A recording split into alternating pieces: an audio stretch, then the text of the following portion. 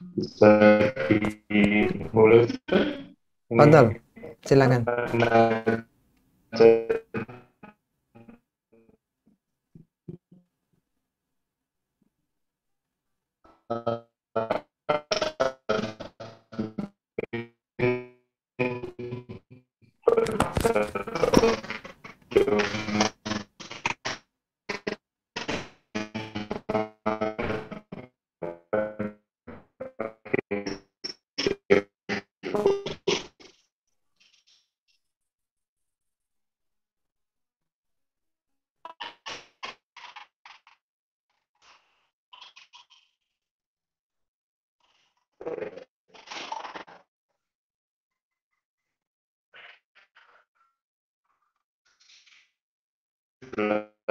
karena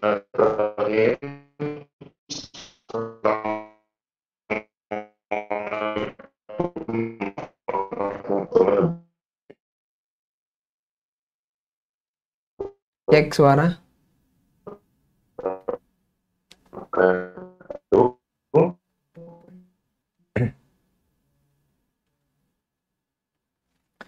Bismillahirrahmanirrahim. Assalamualaikum warahmatullahi wabarakatuh. Alhamdulillahi wahdah. Wassalatu wassalamu ala man la nabiyya ba'dah.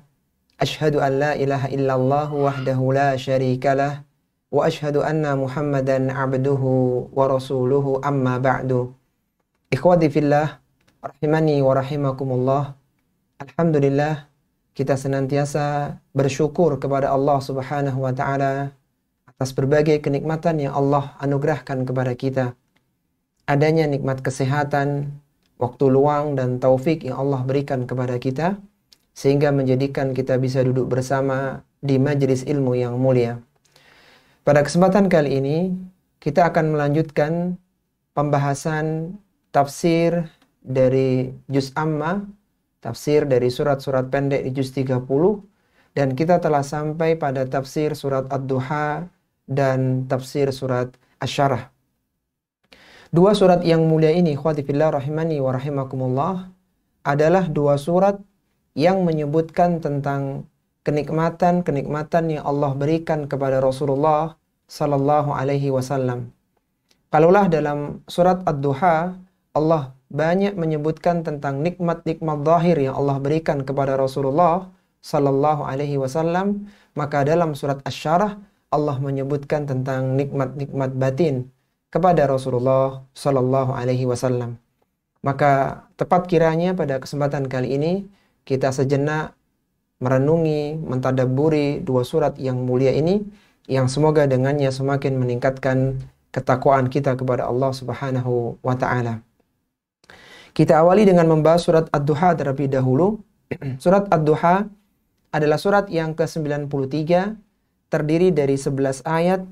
Surat ini Allah turunkan sesudah Allah Subhanahu wa taala menurunkan surat Al-Fajr, dan surat ini termasuk surat Makkiyah, bahkan termasuk surat yang awal-awal turun ketika dakwah Nabi Shallallahu alaihi wasallam di Makkah.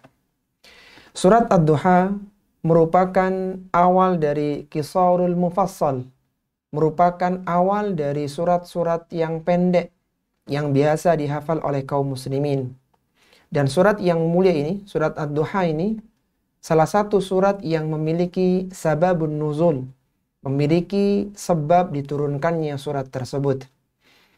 Sebagaimana disebutkan dari Jundub bin Sufyan radhiyallahu taala anhu, ia berkata, "Ishtaka Rasulullah sallallahu alaihi wasallam falam yakum lailataini aw thalathan.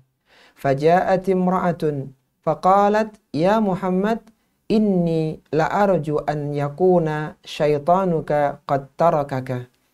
Lam arahu qaribaka mundu lailataini aw thalatha. Fa anzalallahu azza wa jalla wad-duha wal-laili idza saja ma wadda'aka rabbuka wa ma qala." Kata Jundub bin Sufyan radhiyallahu taala anhu, Rasulullah sallallahu alaihi wasallam pernah mengalami sakit sehingga menjadikan beliau tidak bisa bangun selama 2 atau 3 malam. Maka datanglah seorang wanita yang dimaksudkan dalam hadis yang mulia ini, adalah Ummu Jamil, yaitu istrinya Abu Lahab yang sangat benci dengan Nabi Shallallahu Alaihi Wasallam. Faqalat, dia mengatakan, ya Muhammad, inni la arju an yakuna syaitanuka qad tarakaka. Kata Ummu Jamil, kata wanita itu, wahai Muhammad Sallallahu Alaihi Wasallam, sesungguhnya aku berharap agar syaitanmu, yang dimaksud dengan syaitan di sini adalah malaikat Jibril alaihi salatu wassalam, telah meninggalkanmu. Lam arahu qaribaka mundu lailataini aw salatah. Aku tidak melihatnya sejak 2 atau 3 malam ini. Kemudian kata perawi hadis ini, fa anzalallahu azza wa jalla, maka Allah azza wa jalla menurunkan surat wad-duha wal laili idza saja ma wadda'aka rabbuka wa ma qala. Ini adalah sababun nuzul yang menjadikan turunnya surat Ad-Duha yang mulia. Itu ketika Nabi sedang sakit, kemudian tidak turun wahyu kepada beliau, datanglah Ummu Jamil untuk menjenguknya, tapi ternyata bukan motivasi, bukan dukungan yang diberikan, justru malah celaan kepada Nabi Shallallahu Alaihi Wasallam. Kemudian sebagai pembelaan, Allah Subhanahu Wa Taala menurunkan surat Ad-Duha yang mulia. Allah Subhanahu Wa Taala mengawali firman-Nya dengan sumpah. Allah Subhanahu Wa Taala berfirman, A'udzu billahi minasyaitonir rajim. Bismillahirrahmanirrahim. Wad-duha wal-laili idza saja. Kata Allah Subhanahu Wa Taala, demi waktu duha dan demi malam apabila telah menyelimuti. Sebagaimana kita ketahui, ikhwati fillah rahimani wa rahimakumullah, di antara ciri surat-surat Makkiyah, surat-surat yang diturunkan sebelum hijrahnya Nabi Sallallahu Alaihi Wasallam ke Madinah, biasanya kalau tidak diawali dengan al-huruful muqata'ah, maka dia diawali dengan sumpah. Karena objek audiens yang dijadikan pembicaraan dalam surat itu, awal-awal surat-surat Makkiyah, adalah orang-orang musyrikin, adalah orang-orang kafir yang tidak mudah percaya dengan kebenaran Al-Quran. Maka surat yang mulia ini, Allah Subhanahu Wa Taala mengawalinya dengan sumpah. Allah awali dengan 2 sumpahnya, yaitu wad-duha wal-laili idza saja. Yang pertama, Allah Subhanahu Wa Taala bersumpah dengan ad-duha, dengan waktu duha. Kenapa Allah Subhanahu Wa Taala bersumpah dengan waktu duha? Karena waktu duha adalah waktu yang istimewa. Waktu duha adalah waktu awal terbitnya matahari, yang mana sinar matahari begitu indah, dan waktu itu sinar matahari banyak bermanfaat untuk kehidupan manusia. Sehingga aktivitas manusia diawali di waktu duha. Mereka banyak melakukan pekerjaan-pekerjaan duniawi di waktu duha tersebut. Kemudian di waktu duha pula adalah waktu yang dahulu Allah Subhanahu Wa Taala pernah berbicara dengan Nabi Musa alaihi salatu wassalam di Bukit Tur. Dan waktu duha adalah waktu yang dulu para penyihir-penyihir Fir'aun, mereka menyerah, kalah dengan Nabi Musa, dan mereka menyatakan keimanannya di waktu duha. Waktu duha pula adalah waktu disyariatkannya seorang muslim dan muslimah untuk melakukan salat duha. Salat yang menjadi ciri orang-orang awwabin, orang-orang yang senantiasa kembali kepada Allah Subhanahu Wa Taala. Dan salat duha yang paling utama adalah ketika anak-anak onta terasa kepanasan, yaitu sekitar jam 9, jam 10, atau jam 11 siang. Sebagaimana kata Nabi Sallallahu Alaihi Wasallam, beliau mengatakan, salatul awwabin hina tarmadul fisal. Salatnya orang-orang awwabin, orang-orang yang kembali kepada Allah Subhanahu Wa Taala, adalah ketika anak-anak onta sedang kepanasan. Itu salat duha maksudnya adalah ketika anak-anak onta sedang merasa kepanasan. Karena waktu itu adalah waktu yang biasanya orang sibuk dengan dunia, sibuk dengan pekerjaannya. Maka ketika ada seorang muslim dan muslimah disempatkan waktunya untuk salat duha, maka itu adalah sesuatu yang utama. Karena demikian utamanya salat duha atau waktu duha, Allah Subhanahu wa taala menjadikannya sebagai salah satu sumpah dalam Al-Qur'an. Surat ini Allah buka dengan wadduha, demi waktu duha yang demikian mulia. Waktu yang dulu orang-orang di zaman Fir'aun, para penyihirnya beriman, waktu yang dulu Nabi Musa berdialog dengan Allah Subhanahu wa taala secara langsung, dan waktu itu secara umum adalah waktu manusia beraktivitas. Kemudian Allah Subhanahu wa taala bersumpah yang kedua dengan wal-laili idza saja. Demi malam apabila malam itu telah menyelimuti. Ketika datangnya malam, maka manusia beristirahat. Manusia berbalik tidak seperti di waktu duha. Waktu yang efektif, yang banyak manusia melakukan aktivitas, berbeda dengan waktu malam. Ketika waktu malam maka mereka beristirahat, mereka tidur, mereka melepas lelah, berbeda dengan waktu duha.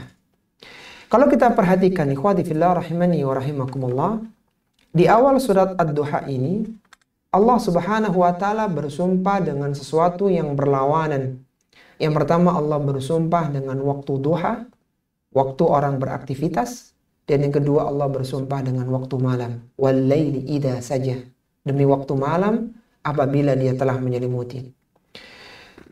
Sumpah yang Allah gunakan yang disebutkan dengan pola berlawanan seperti ini menunjukkan bahwa apa yang dituduhkan oleh Ummu Jamil yang mencela Nabi bahwa Allah telah meninggalkannya, malaikat Jibril tidak menurunkan wahyu kepada beliau lagi, ini salah. Ini tidak sesuai dengan faktanya. Sebagaimana duha berlawanan dengan waktu malam.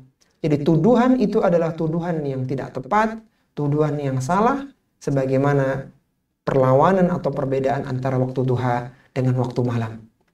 Dan demikianlah pola-pola sumpah dalam Al-Quran. Sehingga ketika orang-orang yang berakal merenungkan sumpah-sumpah Allah dalam Al-Quran, maka dia akan selaras dengan apa yang dijadikan objek setelah sumpah itu. Sehingga Allah Subhanahu wa taala berfirman dalam surat Al-Fajr, "Hal fi dzalika qasamul lidzi hijr." Pada yang demikian itu terdapat sumpah bagi orang-orang yang berakal. Artinya kesesuaian sesuatu yang dijadikan sumpah oleh Allah dengan objek yang akan disampaikan setelah sumpah tersebut. Setelah Allah Subhanahu wa taala bersumpah dengan waktu duha dan waktu malam, yang dua ini adalah sesuatu yang berlawanan, maka Allah menyatakan, "Ma wadda'aka rabbuka wa ma qala." Rabbmu tidak meninggalkanmu dan tidak membencimu. Perhatikan sebabun nuzul surat yang mulia ini, ikhwati fillah. Di awal-awal turunnya surat ini adalah celaan dari Ummu Jamil, dari seorang wanita yang mengatakan bahwa Rabbmu telah meninggalkanmu, semoga syaitanmu meninggalkanmu. Tuduhannya seperti itu, tapi dibantah oleh Allah dengan mengatakan, "Ma wadda'aka rabbuka wa ma qala." Rabbmu tidak meninggalkanmu wahai Rasulullah sallallahu alaihi wasallam dan tidak membencimu dan tidak marah kepadamu.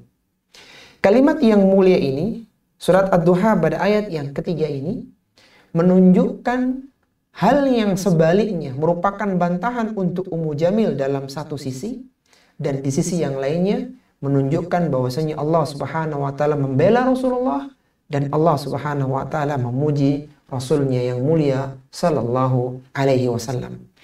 Karena ketika dikatakan mawadda'aka rabbuka wa ma qala, Rabbmu tidak meninggalkanmu dan tidak benci kepadamu, maka muncul sesuatu yang sebaliknya dari itu, bahwa Allah akan membela dan akan memuji Rasulullah sallallahu alaihi wasallam.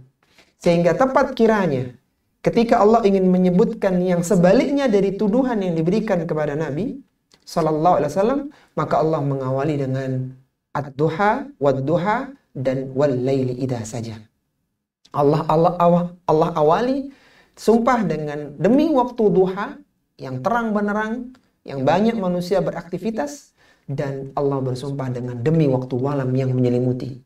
Ketika turun ayat yang mulia ini, maka tuduhan Ummu Jamil terselimuti, terkalahkan dengan apa yang disampaikan oleh Allah di ayat yang ketiga ini.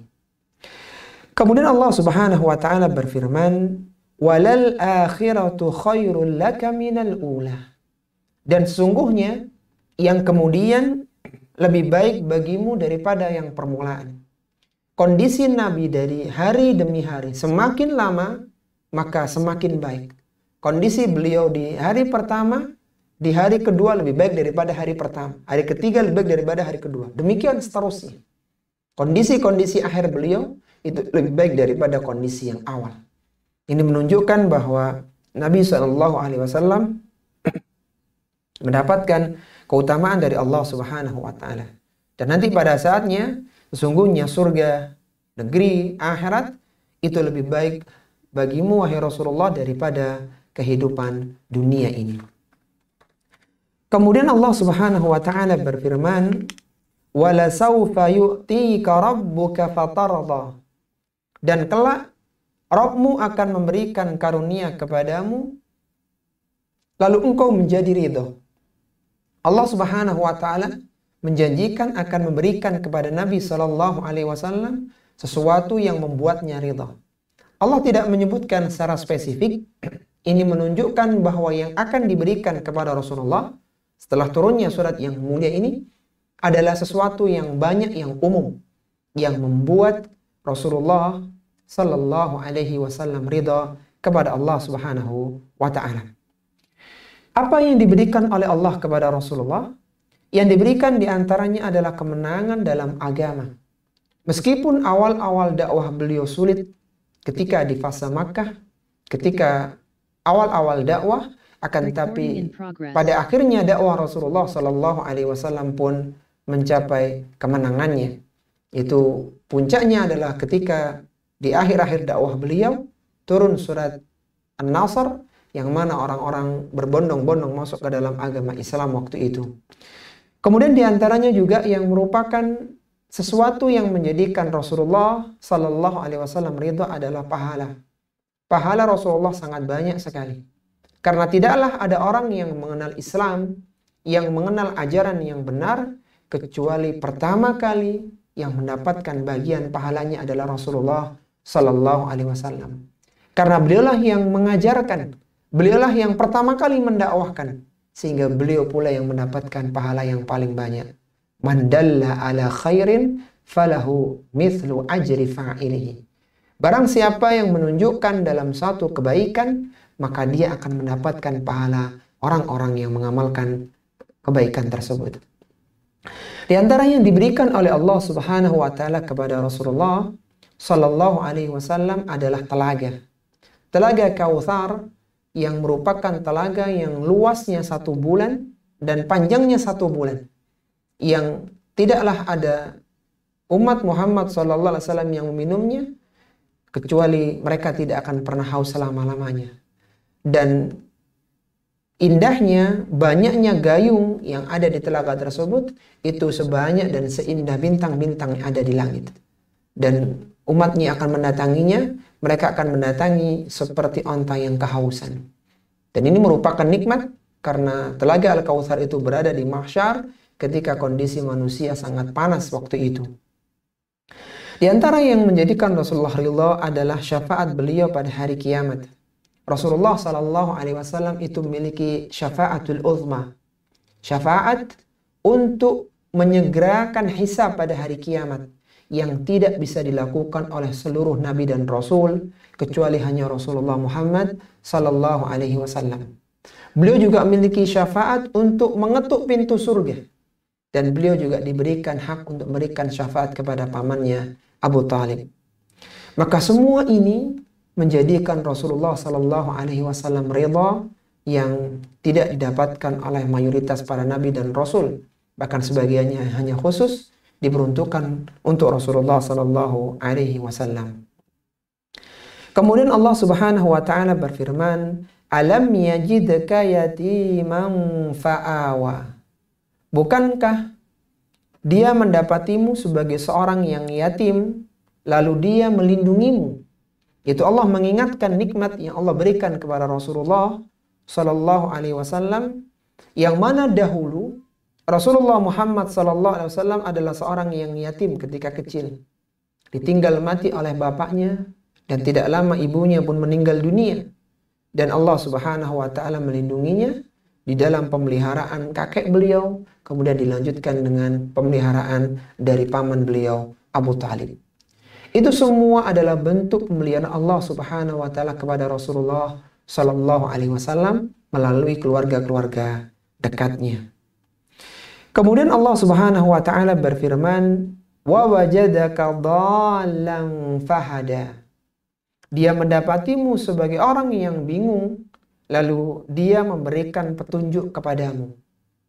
Rasulullah sallallahu alaihi wasallam bukanlah ahlul kitab, bukanlah orang yang tahu tentang kitab-kitab samawi. Bahkan Rasulullah tidak pernah mendapatkan kitab samawi, tidak pernah mendapatkan Taurat dan Injil. Beliau adalah seorang yang ummi, yang tidak bisa baca tulis, sehingga belum tahu bagaimana cara beribadah kepada Allah Subhanahu wa taala.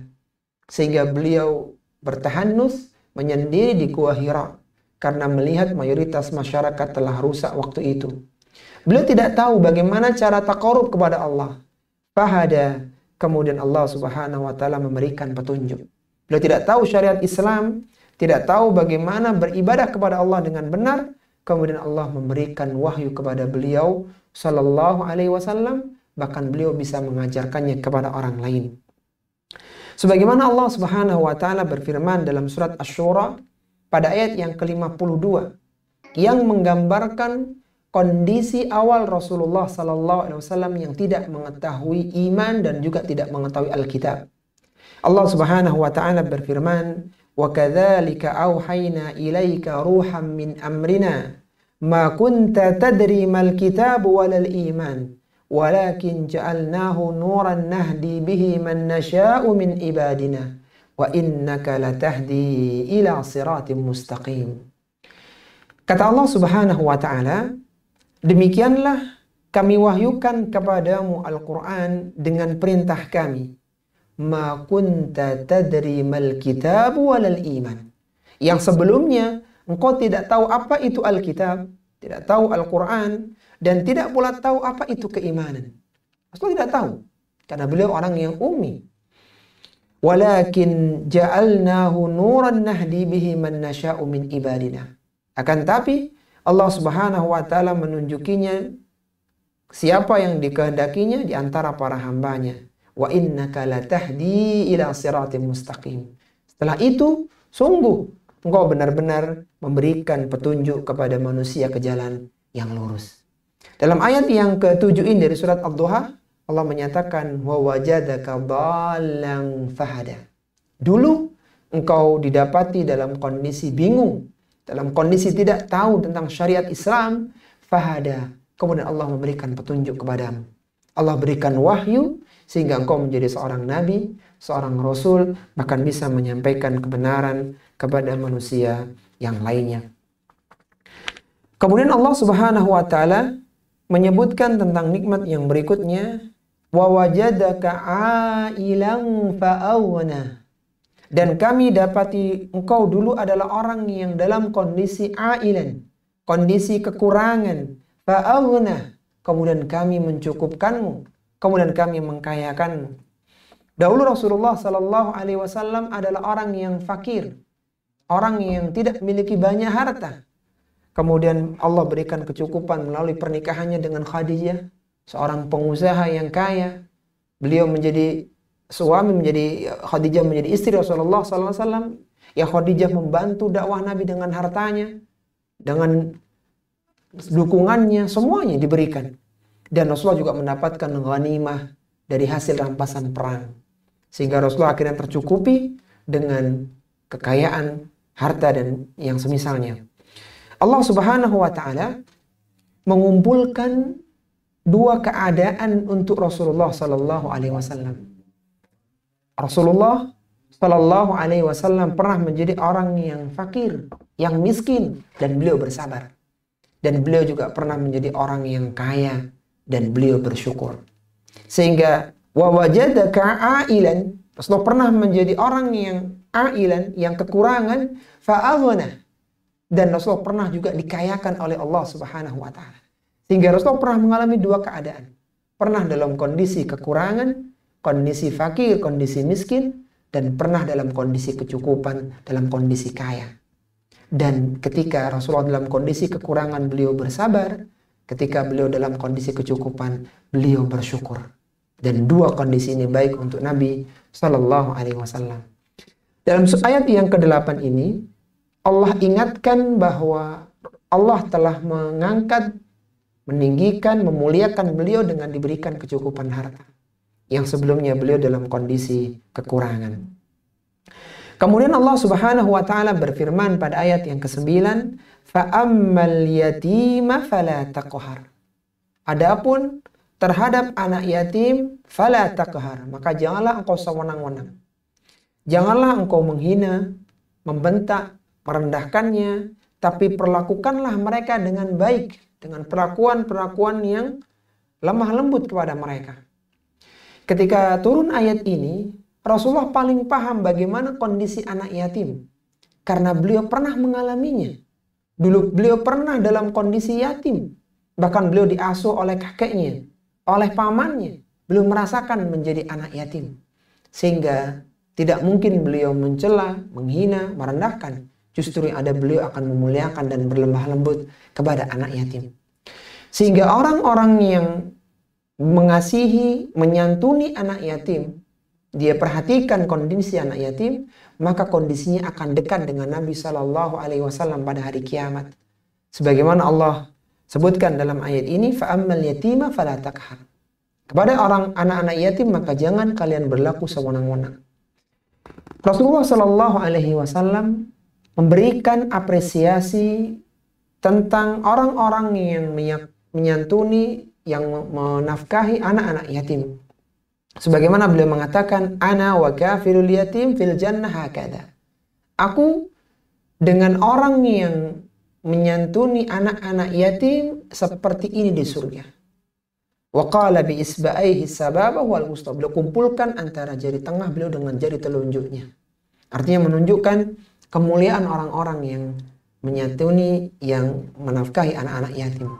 Jadi tidak boleh mencela, tapi ketika seorang ini membantu, menyantuni mereka, mengurusi mereka, maka derajatnya akan ditinggikan oleh Allah di surga, bahkan bersama dengan Nabi Sallallahu Alaihi Wasallam di surga. Kemudian Allah Subhanahu Wa Taala berfirman, wa ammas sa'ila fala tanhar. Terhadap orang-orang yang meminta-minta, maka janganlah engkau menghardiknya. Tadi telah disebutkan bahwa Rasulullah pernah dalam kondisi ailan, dalam kondisi yang kekurangan. Fa'aghna, Allah kayakan beliau. Dan Allah berpesan pada ayat yang ke-10 ini, adapun untuk orang yang meminta-minta, yang mereka tidak punya, fala tanhar, maka janganlah engkau mencelanya, janganlah engkau menghardik mereka. Apabila engkau mampu, maka berilah dengan hartamu.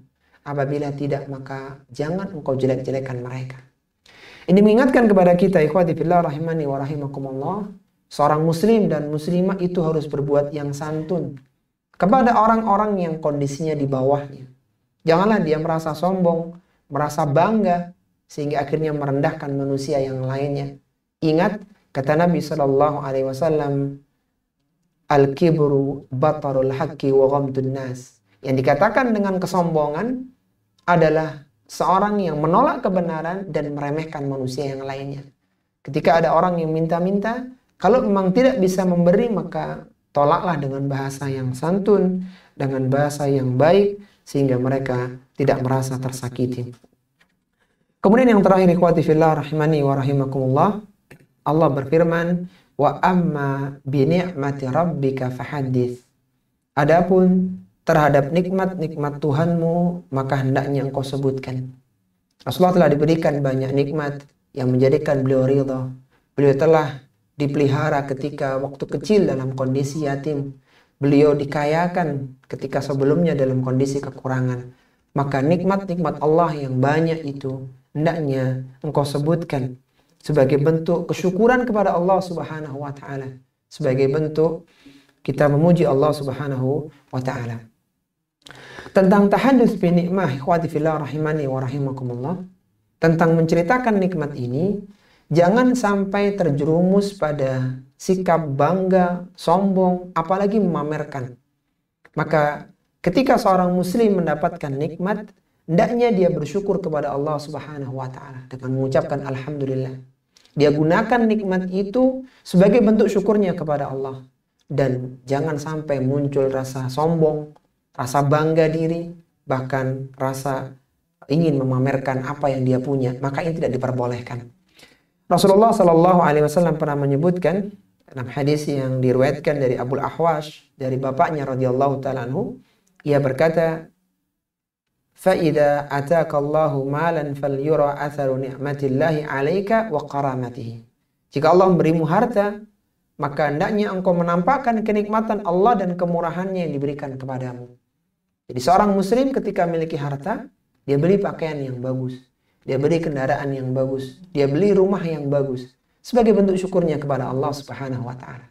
Dan terkadang ini perlu diceritakan kepada orang-orang dekatnya yang diyakini tidak hasad kepadanya, sebagai bentuk pengimplementasikan dari firman Allah Subhanahu wa taala, "Wa amma bi ni'mati rabbika fahaddits."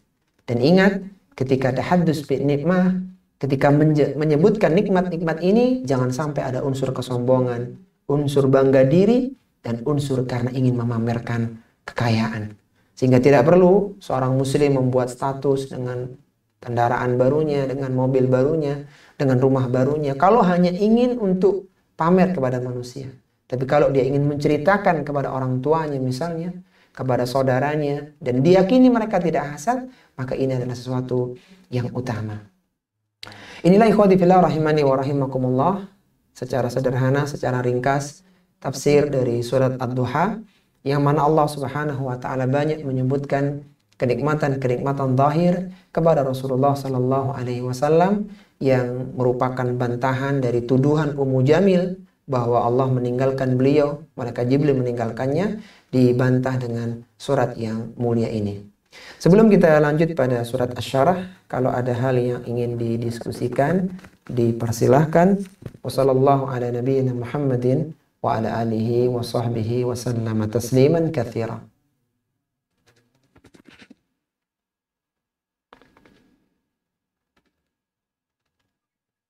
Ada beberapa pertanyaan yang masuk, Ustaz.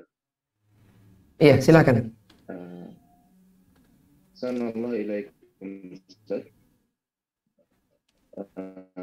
Penanya bertanya, berapa jumlah rakaat sholat duha? Iya, taib, Masya Allah. Pertanyaan yang sangat bagus dari peserta kajian kita tentang berapa jumlah rakaat sholat duha. Sholat duha itu minimal 2 rakaat, boleh 4 rakaat, boleh 6 rakaat, dan 8 rakaat. Sebagian ulama menyebutkan ada yang 12 rakaat. Tapi hadis yang menyebutkan tentang keutamaan sholat duha 12 rakaat itu hadisnya adalah hadis yang dhaif, hadis yang lemah. Maka seandainya kita ingin, maka silakan antara 2, 4, 6, atau maksimal 8. Itu adalah jumlah sholat duha. Dan disebutkan dalam hadis qudsi, Rasulullah sallallahu alaihi wasallam bersabda, Allah Subhanahu wa taala berfirman, "Ibnu Adam irka' li arba'an." Wahai Ibnu Adam, wahai anak Adam, rukuklah kepadaku dengan 4 kali ruku, yaitu 4 rakaat, maka aku akan memenuhimu dengan kecukupan di akhir hari itu. Ini diantaranya dalil tentang keutamaan sholat duha 4 rakaat, yang mana seorang akan dicukupi rizkinya oleh Allah Subhanahu wa taala pada hari itu. Dan banyak lagi keutamaan-keutamaan yang lainnya yang kita mohon kepada Allah Subhanahu wa taala semoga kita dimudahkan untuk melakukannya. Sempatkan waktu untuk sholat duha minimal 2 rakaat, dan kalau bisa 4 rakaat dan yang seterusnya. Wallahu taala a'lam.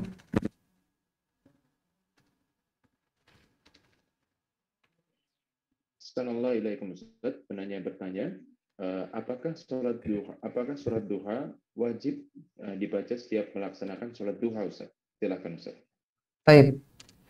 Tentang bacaan sholat atau bacaan surah di dalam sholat duha, tidak ada aturan tertentu ya, tidak ada nas-nas dalil yang menyebutkan membaca surat-surat tertentu. Tapi seandainya ada seorang yang ingin baca surat duha, surat ad-duha maksudnya, maka ini diperbolehkan. Tapi ini bukan suatu kewajiban. Tapi seandainya dia ingin, karena ingin tadabbur juga dengan surat ad-duha ini, tentang keutamaan waktu duha yang sangat luar biasa tadi, maka ini diperbolehkan. Tapi ini bukan suatu kewajiban, artinya ketika menggunakan surat-surat yang lainnya, maka diperbolehkan. Wallahu ta'ala a'lam.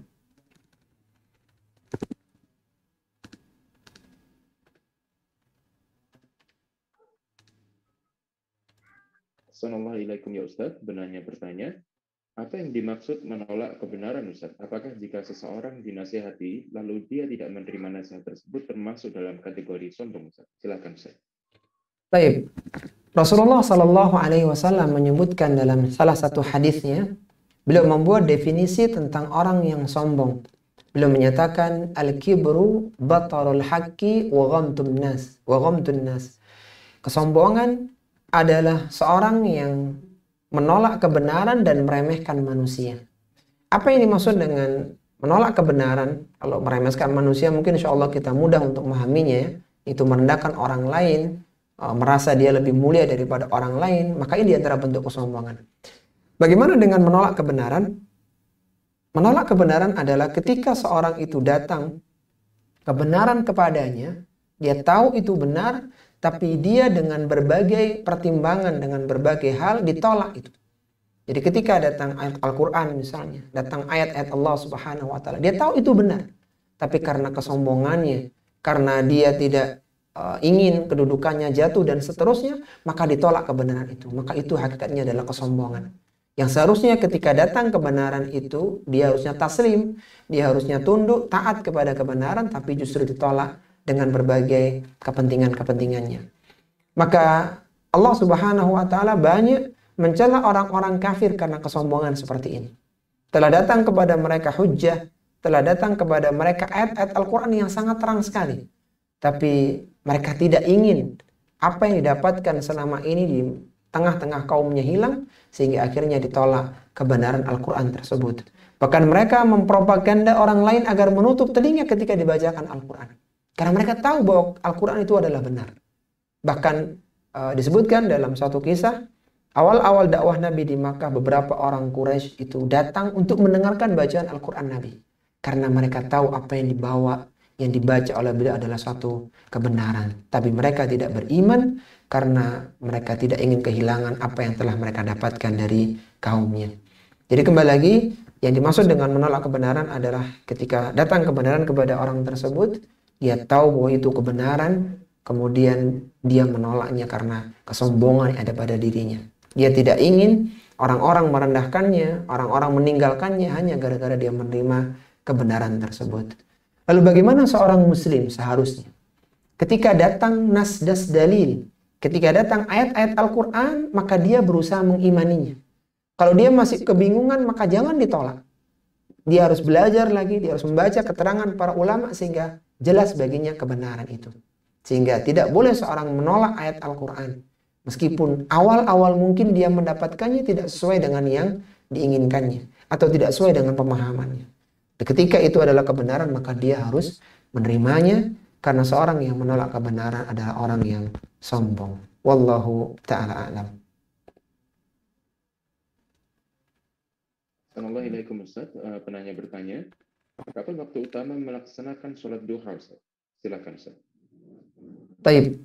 Tentang waktu melaksanakan sholat duha itu diawali sejak 15 menit terbitnya matahari.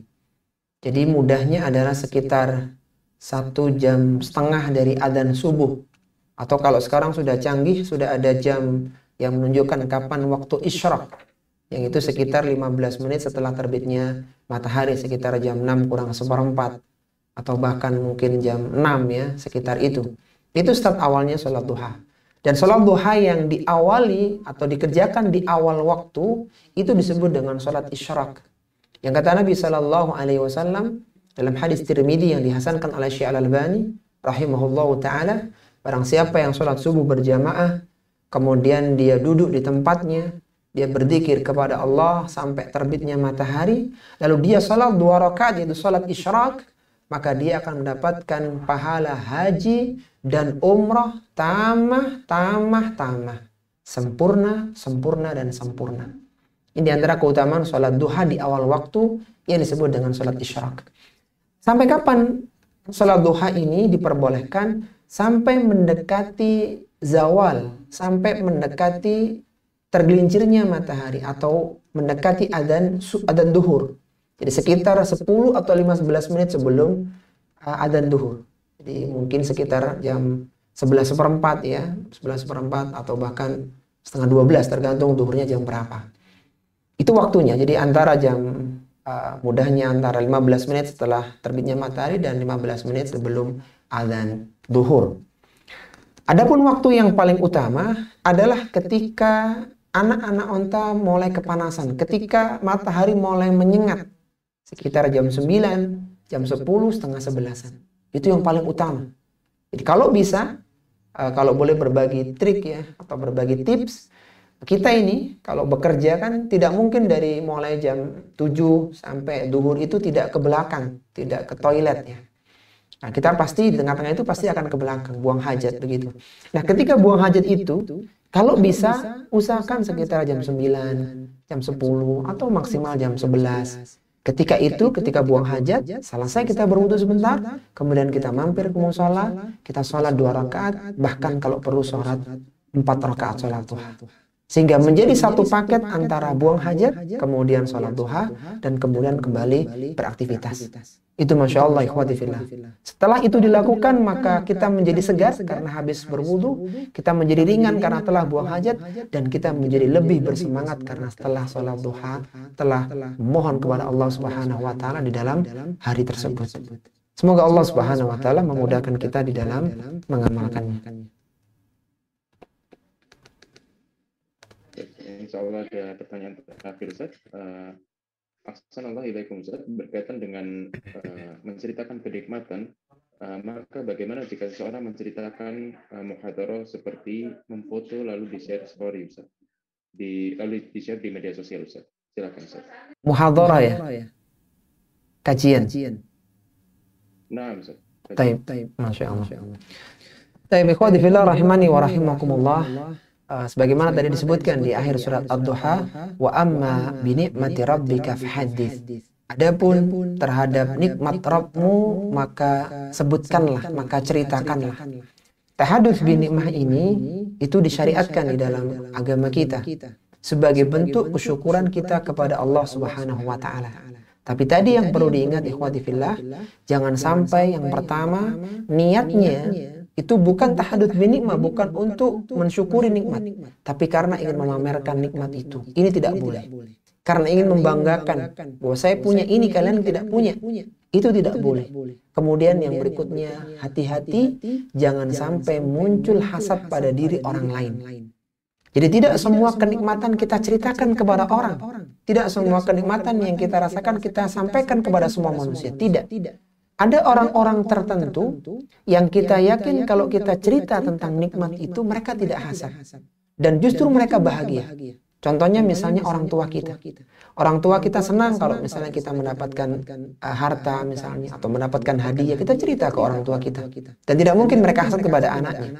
Misalnya saudara kita, istri kita, anak-anak kita, dan orang-orang yang semisal dengan mereka.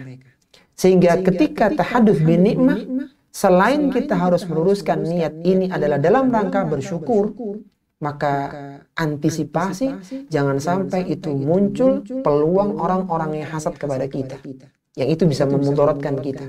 Dengan hasadnya mereka, ketidaksukaan mereka itu bisa memunculkan ain, dan ini berbahaya. Sehingga kembali dalam pertanyaan, bagaimana kalau orang ini memosting muhadharah ya? Maka kembali niatnya. Kalau niatnya dia ingin bahwa ini loh ada kajian, silakan diikuti, dan saya merasakan nikmat luar biasa di majelis ini. Saya merasakan kesejukan ayat-ayat Al-Quran dibacakan. Saya merasa sejuk ketika hadis Nabi SAW disebutkan. Maka tujuan ini mulia. Kita bersyukur kepada Allah dan kita mengajak orang lain untuk hadir di sana. Tapi kalau tujuannya adalah untuk menunjukkan kepada orang bahwa saya ini orang yang baik, saya hadir di majelis ilmu, saya orang yang salih, maka jangan melakukan seperti ini. Yang perlu kita ingat ikhwati fillah rahimani wa rahimakumullah, bahwa status ya, profil atau yang semisalnya story itu adalah sebuah informasi dari kita untuk orang lain. maka pastikan apa yang antum jadikan status itu bermanfaat untuk orang lain.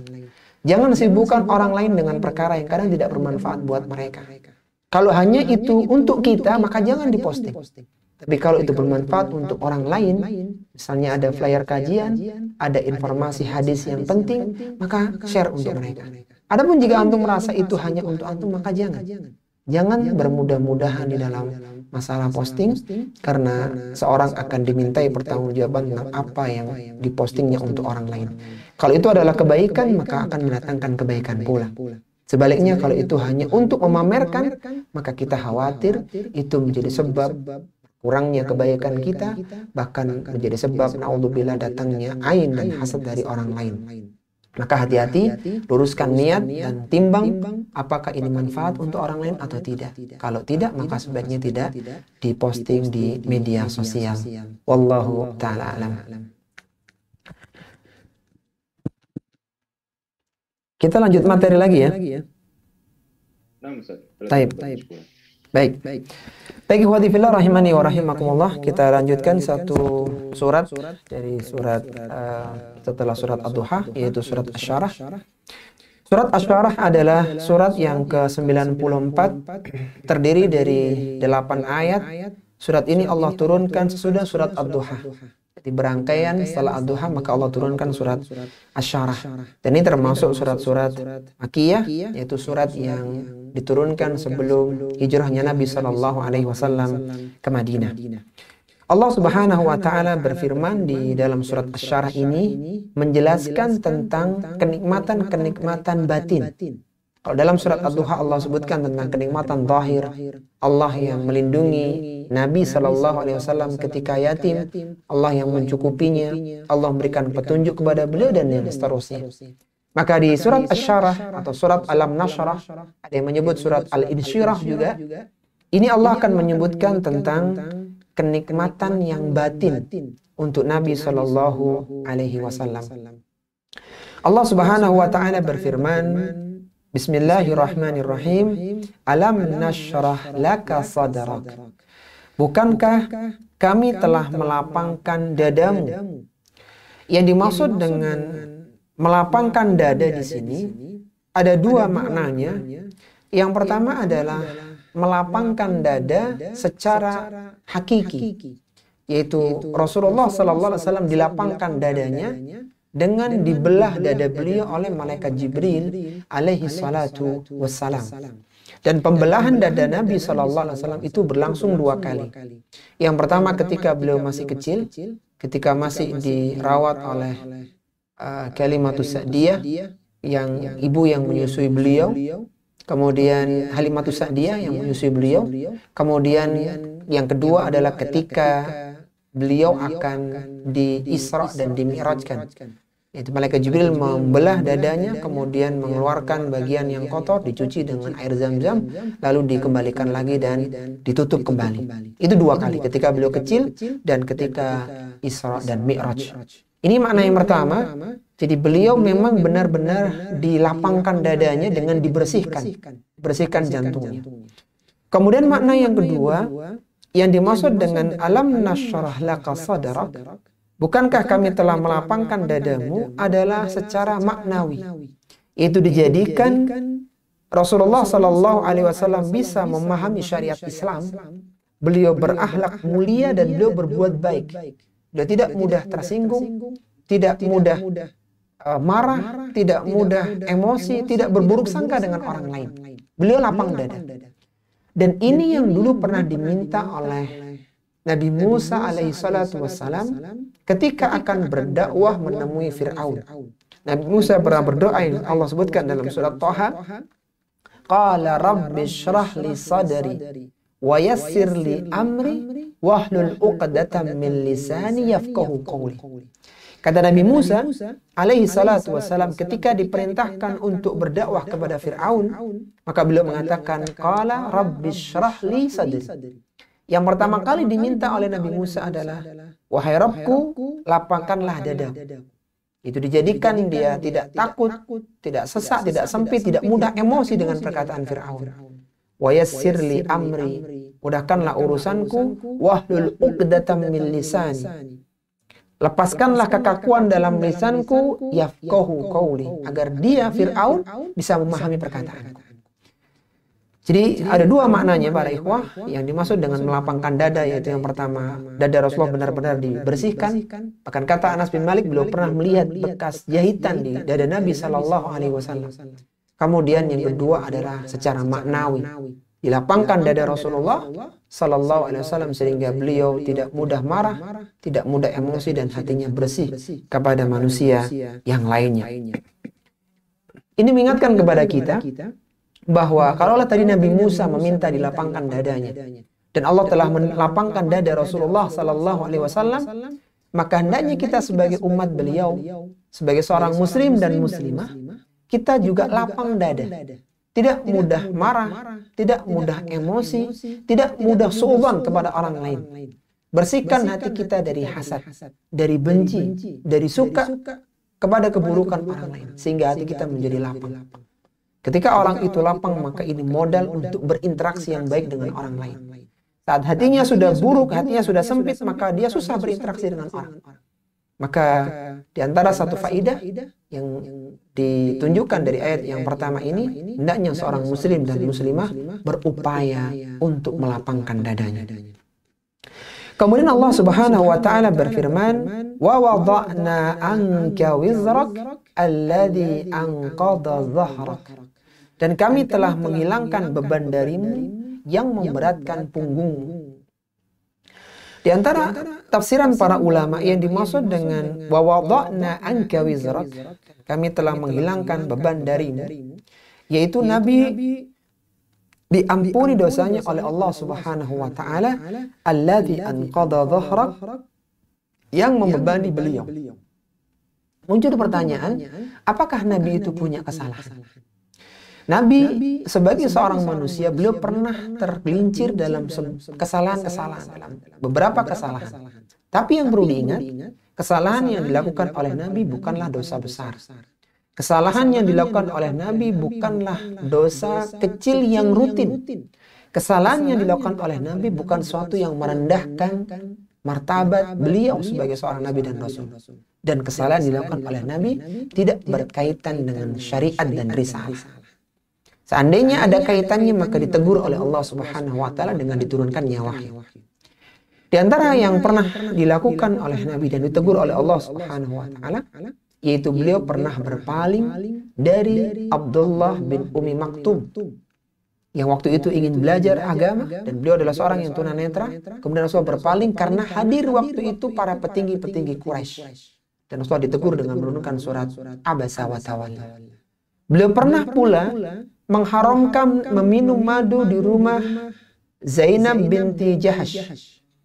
Mengharamkan minum madu di rumah Zainab binti Jahash untuk menyenangkan Aisyah dan Hafsah radhiyallahu taala anha. Dan ditegur dengan diturunkan surat awal-awal surat At-Tahrim. Ya ayuhan nabi, lima tuharrimu ma ahallallahu lak. Tabtaghi maradata azwajik wallahu ghafurur rahim. Dan ini hal yang biasa, ikhwati fillah.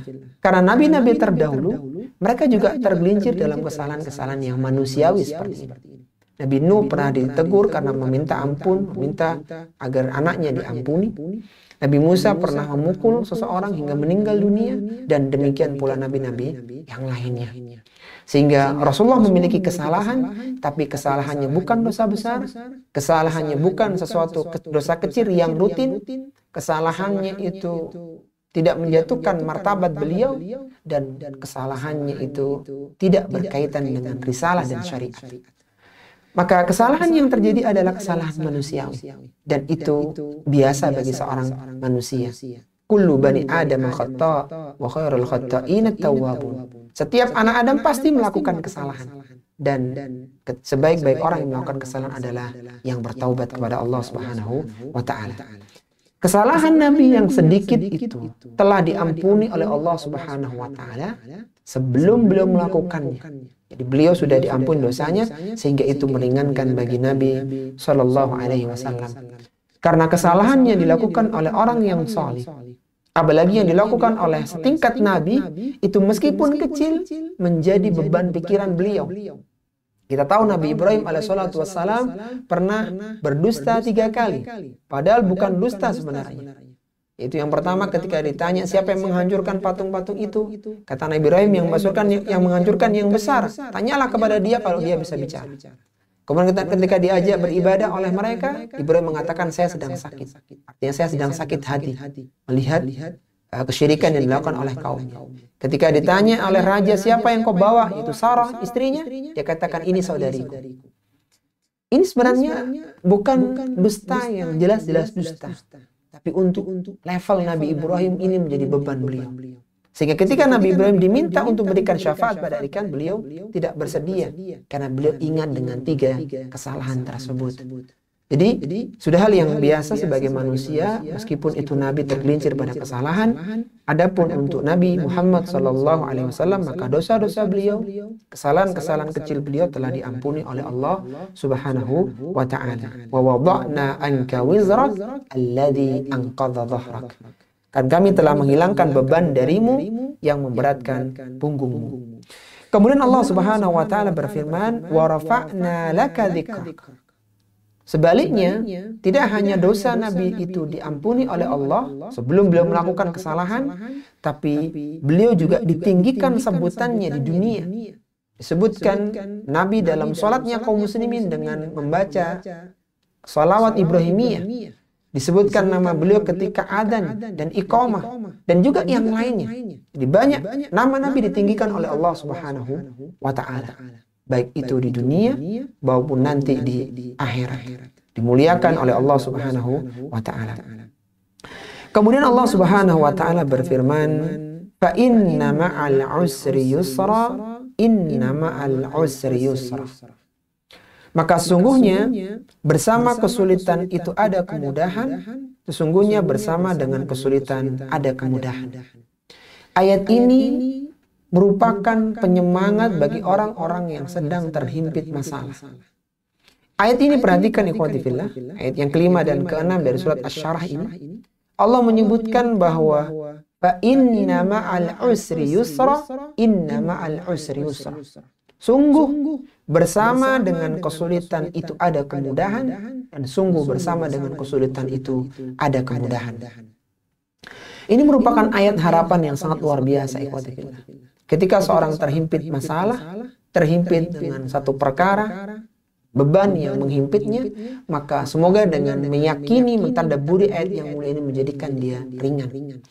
Karena Allah Subhanahu wa Ta'ala mengatakan, fa inna ma'al usri yusra. Allah tidak katakan fa inna ba'dal usri yusra. Allah tidak katakan sungguh setelah kesulitan ada kemudahan. Bukan itu. Allah mengatakan bersama dengan kesulitan ada kemudahan. Artinya belum habis kesulitan itu, maka di dalam kesulitan itu ada kemudahan. Jadi belum hilang kesulitan itu, maka ada kemudahan di dalamnya.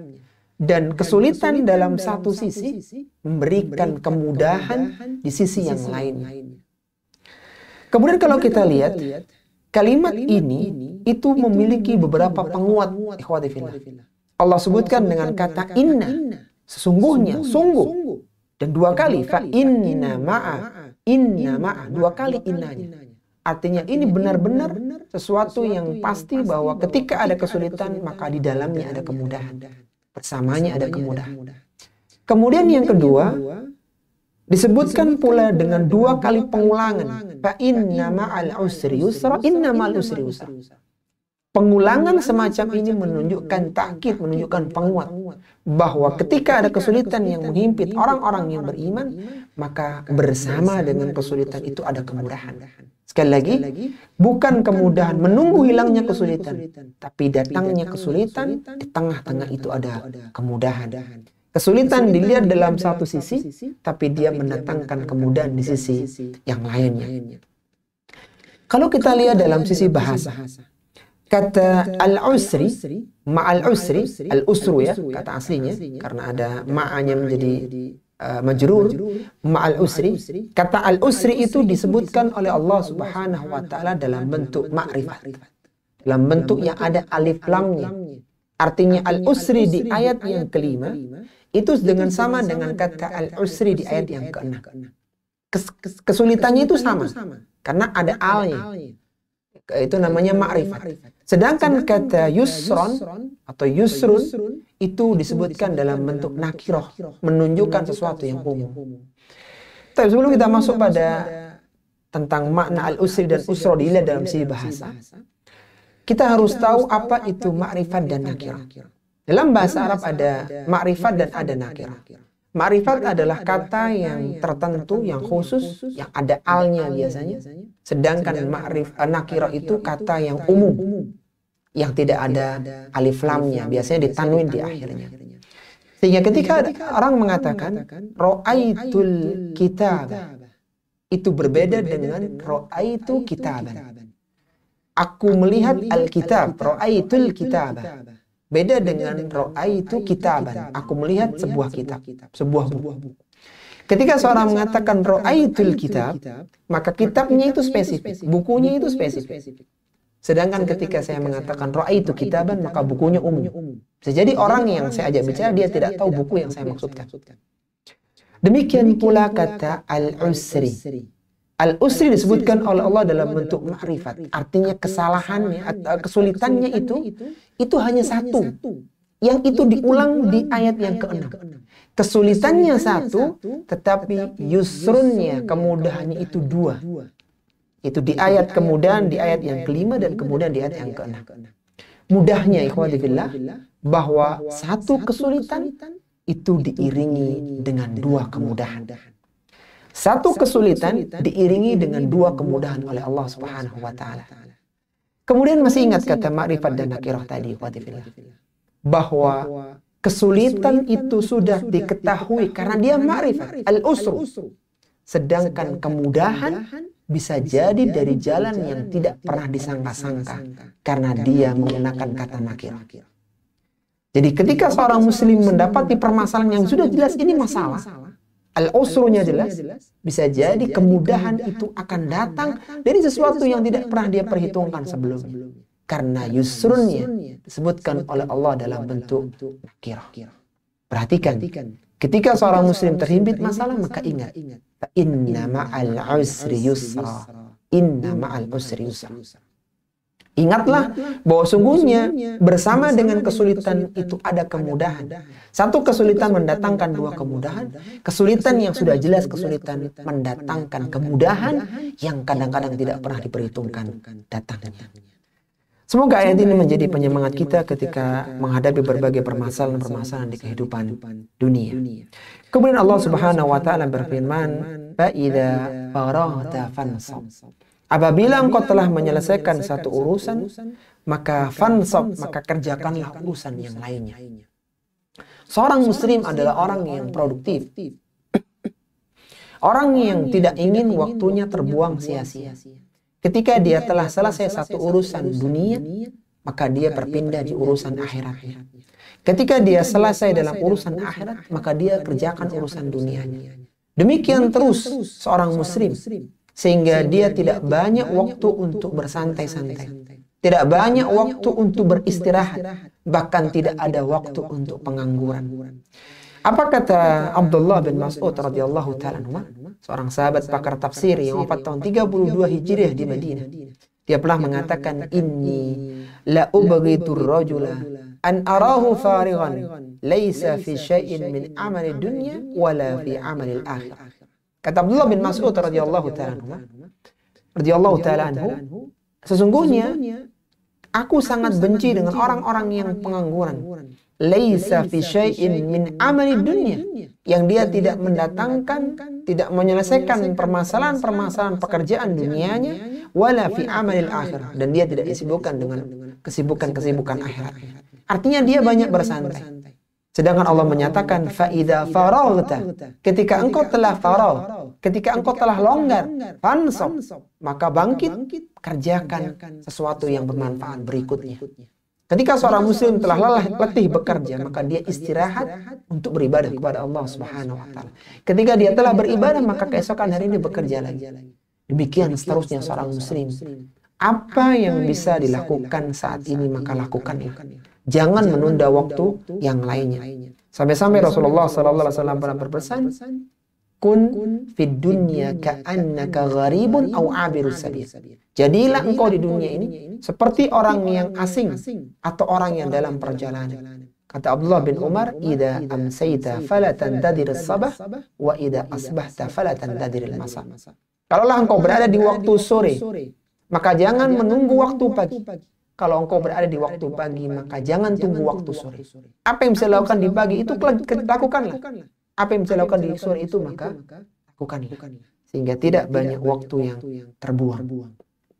Kemudian yang terakhir Allah Subhanahu wa taala berfirman, "Wa ila rabbika farghab," dan kepada Rabbmu hendaknya engkau berharap. Tidak semua permasalahan pekerjaan itu bisa kita selesaikan dengan baik. Kadang ada pekerjaan yang sulit, kadang ada pekerjaan yang tidak mudah, dan berbagai permasalahan yang lainnya. Bahkan ketika akan memulai pekerjaan, kadang seorang butuh motivasi, butuh dorongan, dan seterusnya. Maka wa ila rabbika farghab, ketika sudah bekerja, sudah berusaha, sudah beramal, maka berharaplah kepada Allah Subhanahu wa taala. Kita berharap kepada Allah Subhanahu wa taala, semoga apa yang kita lakukan itu bermanfaat untuk kita, apa yang kita lakukan itu mendatangkan pahala untuk kita, dan pahalanya terjaga sampai kita bertemu dengan Allah Subhanahu wa taala. Betapa banyak orang itu ketika dia sudah berusaha dengan keras dan hasilnya tidak sesuai, maka dia akan putus asa. Tapi beda dengan orang yang beriman. Ketika dia sudah bekerja, dia sudah melakukan hal yang berusaha yang terbaik, maka wa ila rabbika farghab, dan kepada Rabbmu lah engkau berharap. Berharap pahalanya, berharap ganjarannya, berharap balasannya, dan berharap manfaatnya dari Allah Subhanahu wa taala. Sehingga hendaknya orang-orang yang beriman senantiasa mohon kepada Allah Subhanahu wa taala sebelum dia melakukan sebuah amalan, ketika dia melakukan amalan, dan setelah dia beramal. Karena dia bisa melakukan sebuah aktivitas, dia bisa bekerja, bahkan bisa beramal salih itu dengan taufik dan pertolongan dari Allah. Dan setelah beramal, jangan lupa mohon kepada Allah agar amalannya diterima, agar dibalas oleh Allah dengan pahala yang berlipat ganda. Karena banyak orang yang beramal yang mereka letih, lelah, tapi tidak mendapatkan pahala dari Allah Subhanahu wa taala. Sebagai penutup di kajian pada kesempatan kali ini, Syekh Muhammad Ibn Shalih Al-Utsaimin, seorang ulama yang wafat tahun 1421 Hijriah yang bertepatan dengan tahun 2001 Masehi, ketika beliau menafsirkan ayat ini, beliau mengatakan dengan perkataan yang sangat indah. Beliau mengatakan, "Kun ma'allahi azza wa jalla qabla al-amal wa ba'da al-amal." Kata beliau, jadilah kalian senantiasa bersama dengan Allah ketika sebelum beramal dan setelah beramal. Qabla al-amal kun ma'allahi tasta'inuhu azza wa jalla. Sebelum beramal, mohonlah kepada Allah pertolongannya. Wa ba'dahu tarju minhu thawaba. Dan setelah beramal, jangan lupa kalian mohon kepada Allah, minta pertolongan kepada Allah agar Allah memberikan pahala dari apa yang kalian lakukan. Betapa banyak orang yang beramal tapi amalannya tidak diganjar pahala oleh Allah Subhanahu wa taala. Inilah ikhwati fillah rahimani wa rahimakumullah, tafsir dari surat Asy-Syarah yang menyebutkan tentang nikmat-nikmat yang zahir untuk Rasulullah Muhammad SAW. Di antaranya adalah beliau dilapangkan dadanya, diampuni dosa-dosanya, dan ditinggikan namanya. Kemudian di akhir surat ini Allah mengingatkan bahwa setiap kesulitan akan ada kemudahan di dalamnya. Kemudian seorang muslim hendaknya orang yang produktif, yang tidak banyak santai-santai, dan setelah selesai beramal maka kita berharap hanya kepada Allah Subhanahu wa taala. Kita serahkan hasilnya kepada Allah dan kita berharap pahala dari Allah Subhanahu wa taala. Sebelum kita akhiri, kalau ada hal yang ingin didiskusikan, dipersilahkan.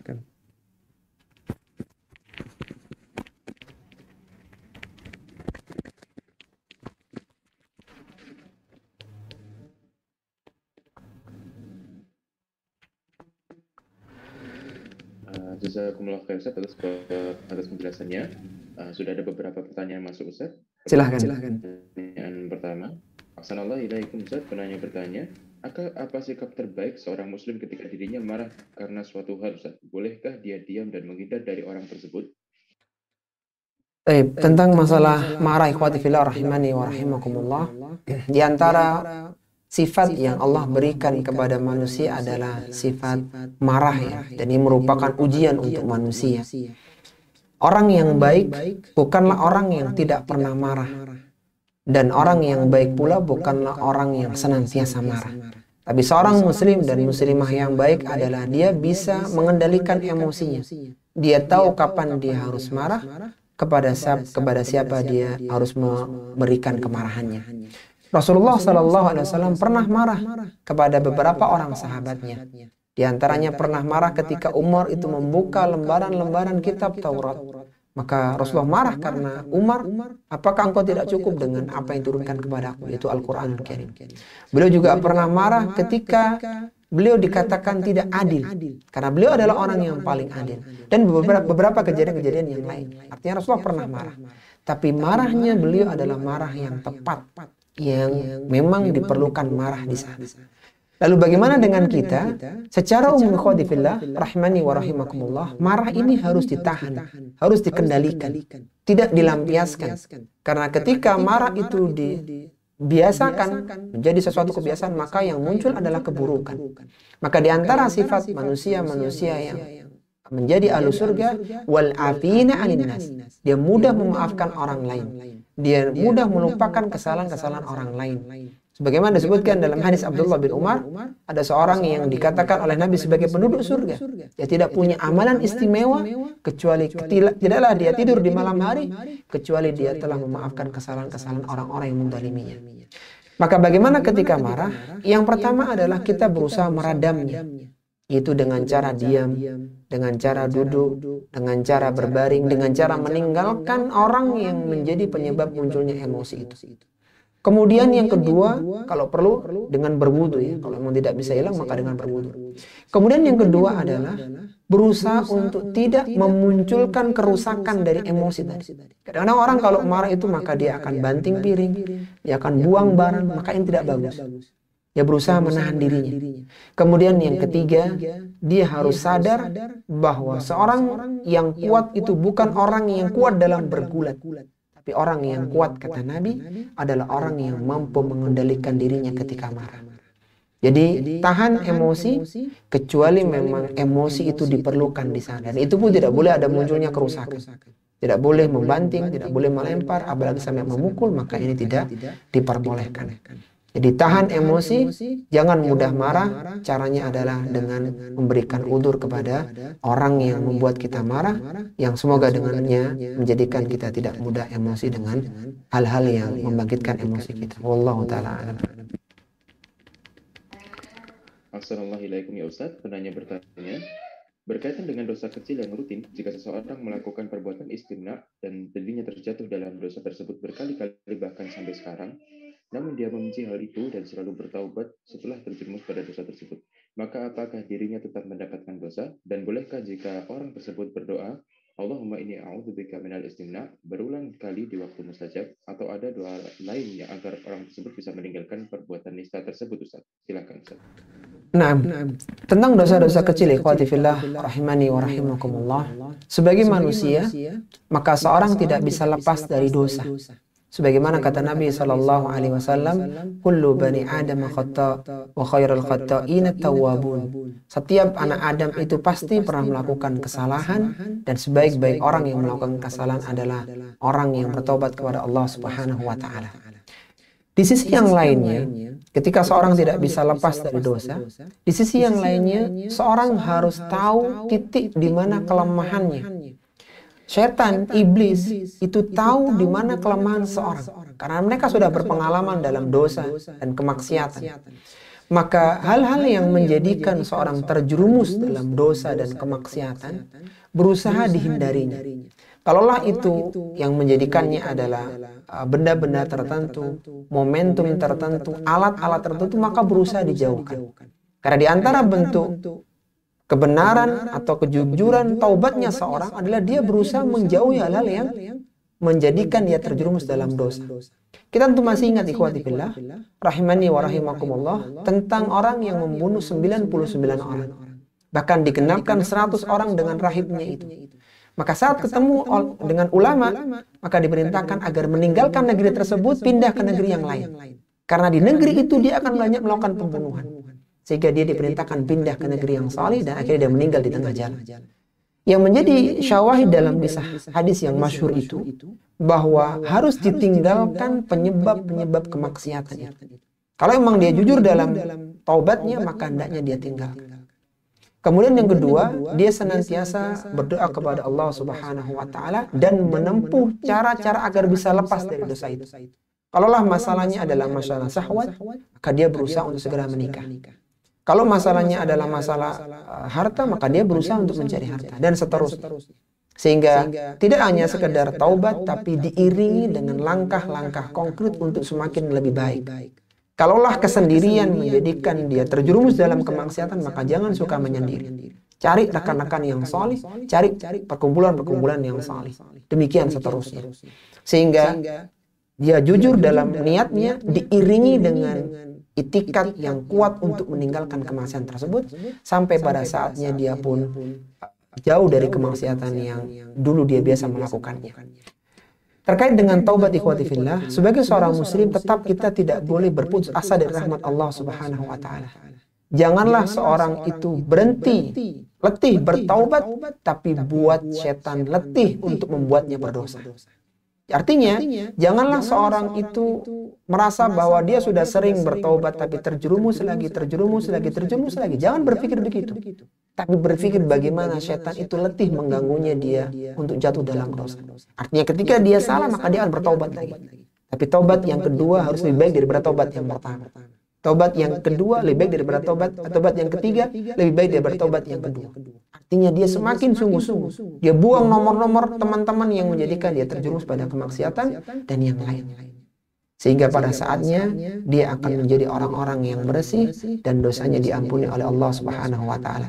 Jujurlah dalam bertaubat dan itikat kuat untuk benar-benar bertaubat kepada Allah Subhanahu wa taala dengan menghilangkan, dengan menjauhi hal-hal yang biasa membuatnya terjerumus di dalam dosa. Wallahul musta'an.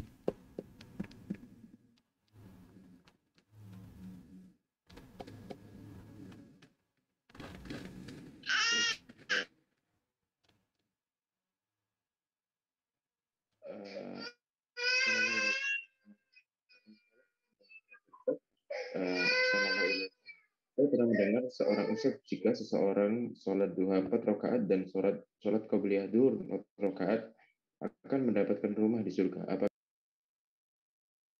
Taib. Tentang rumah di surga, ikhwati fillah rahimani wa rahimakumullah. Ada satu hadis dari Ummu Habibah radhiyallahu taala anha yang menyebutkan tentang qasran fil jannah, tentang rumah di surga. Itu kata beliau, Rasulullah sallallahu alaihi wasallam, tidaklah ada seorang muslim, seorang hamba yang dia menjaga melakukan 12 rakaat selain salat fardunya, kecuali illa banallahu lahu baitan fil jannah au bunya lahu baitun fil jannah, kecuali akan dibangunkan baginya istana di surga. 12 rakaat yang dimaksudkan dalam hadis Ummu Habibah tadi dalam riwayat Imam Muslim, itu maksudnya adalah 12 rakaat salat rawatib, yaitu qabliyah subuh, kemudian 4 rakaat qabliyah zuhur, 2 rakaat ba'diyah zuhur, 2 rakaat ba'diyah isya, dan 2 rakaat ba'diyah maghrib, dan 2 rakaat ba'diyah isya. Yang totalnya adalah 12. Nah, adapun untuk salat duha, ada hadis yang menyebutkan barang siapa yang menjaga atau melakukan 12 rakaat maka akan dibangunkan rumah di surga. Tapi hadis itu dilemahkan oleh para ulama, diantaranya adalah Syekh Albani rahimahullahu taala. Sehingga ada keutamaan yang berbeda ya antara salat duha dengan salat rawatib. Tapi kedua-duanya, itu salat duha dan salat rawatib, semuanya memiliki keutamaan yang sangat luar biasa. Baik itu mendapatkan rumah di surga atau mendapatkan keutamaan-keutamaan yang lainnya, dimudahkan rezeki dan seterusnya. Jadi terlepas dari keutamaan tersebut, maka hendaknya kita berusaha untuk melakukannya. Kalaulah kita buat skala prioritas ya, maka yang utama adalah menjaga sholat rawatib, kemudian menjaga sholat-sholat malam, kemudian sholat-sholat tatawu, dan sholat-sholat yang lainnya. Dan sholat duha itu masuk dalam hukum sunnah mustahabbah, tidak sampai pada level sunnah muakkadah. Adapun sholat 12 rakaat yang mengiringi sholat fardu, maka itu sholat sunnah yang muakkadah. Jadi ada level-levelnya yang semoga kita digunakan untuk mengamalkannya semuanya. Barakallahu fikum.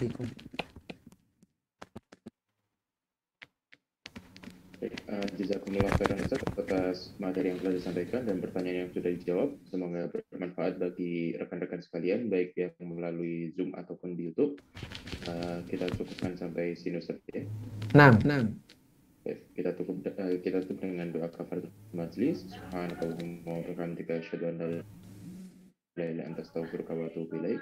Wassallallahu wasallam ala nabiyyina Muhammadin wa ala alihi washabbihi wasallam. Wassalamualaikum warahmatullahi wabarakatuh. Waalaikumsalam warahmatullahi wabarakatuh. Barakallahu fiik. Barakallahu.